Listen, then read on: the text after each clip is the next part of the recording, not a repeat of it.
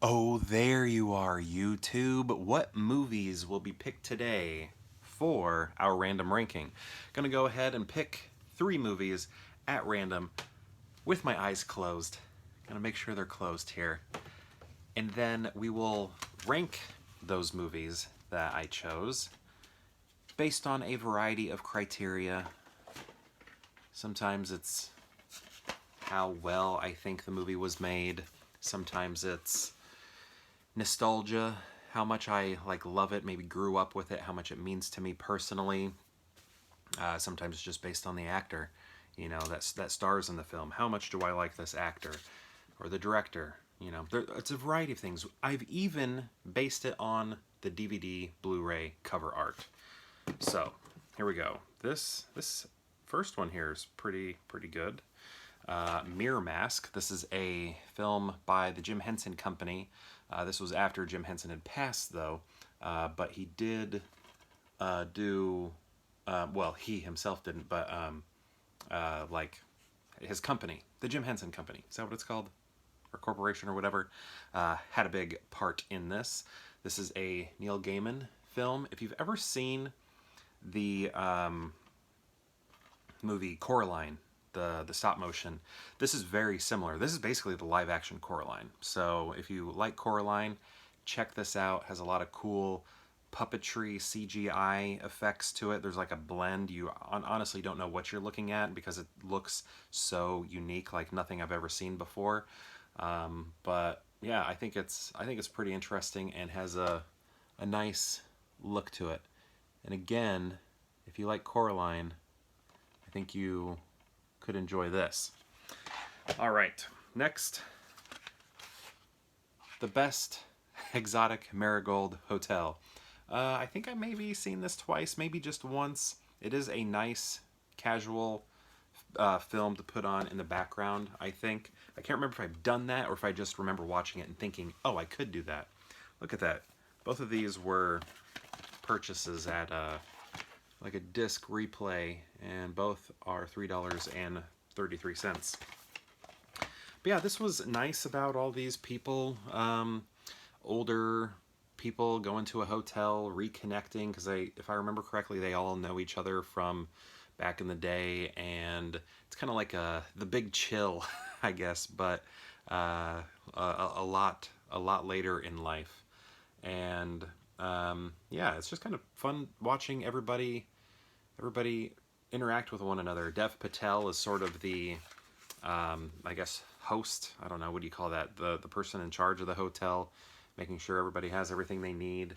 And yeah, I really like it. Bill Nighy, his character is really funny. I don't know, funny, is that the word to say? His character is, I don't know, I liked his character a lot. I thought he was pretty great because he, I think, had some of the biggest character development throughout the entire film. Had the biggest arc, I would say. Really liked his character a lot. But yeah, I think this is a great film. And then we have XMen Apocalypse. This was a disappointment in so many ways. I feel like it was rushed. They were so hyped on the greatness that is Days of Future Past that they were like, we gotta make another one, and they did a bad job. The special effects are really bad. The character design right here on Apocalypse is terrible. I don't know what they were thinking. The colors are all off, and they just should have gone CGI. I mean, maybe Fox didn't have the money, but I don't know, hire The Rock. The Rock would have done it at this point. Like in this time, I feel like The Rock would have done it. Maybe he had contracts with Universal or something, but like The Rock wasn't so big to where he would be like, no, I'm not going to do this movie. I don't know. It just, it's bad, and it makes me sad because I love the X-Men movies, but this one is pretty low on my list. There's just like this weird part where Apocalypse is like looking at Angel and just like touching him delicately, and like it's creating all these like designs on Angel's face, and it's like, what is that? What's going on here?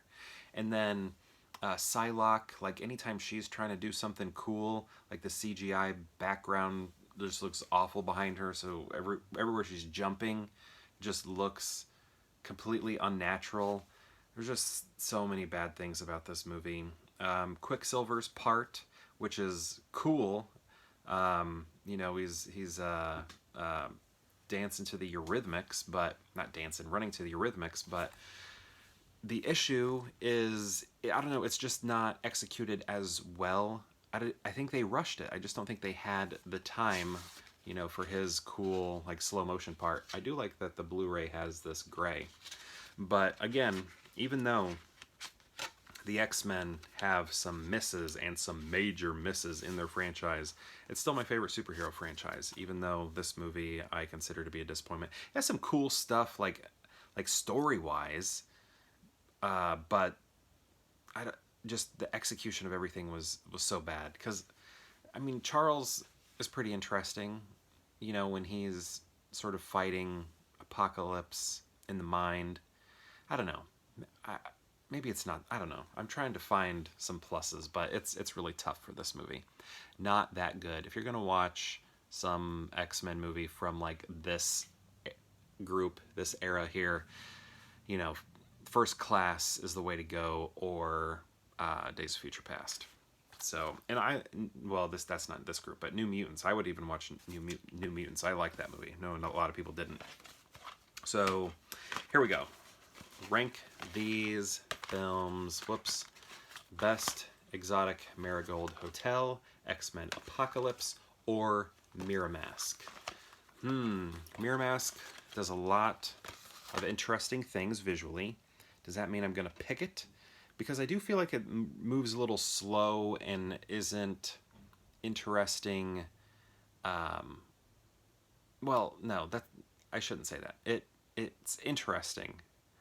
It's always visually interesting, but I don't know. It does move a little slow in some parts to where you're just kind of waiting around for things to happen.